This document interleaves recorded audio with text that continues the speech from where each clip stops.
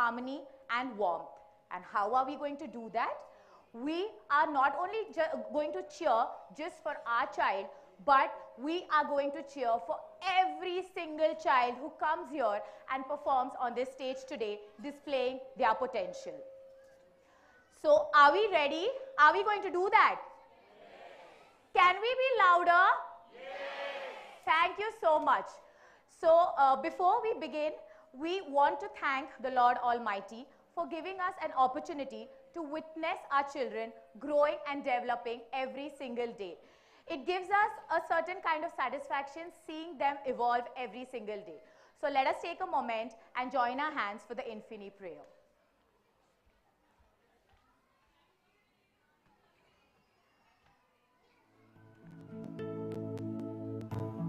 Feeling thy presence,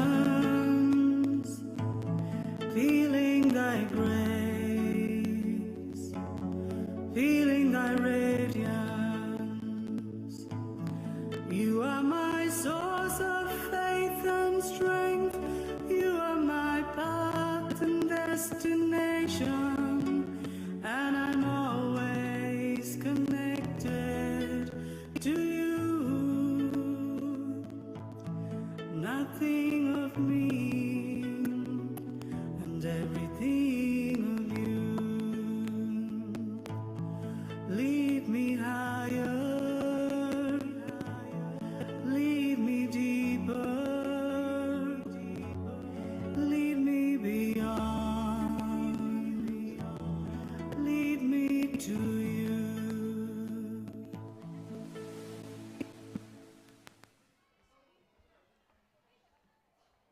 So after thanking the Lord, just like the stars brighten up the sky, the annual social day brightens up the confidence in our little stars.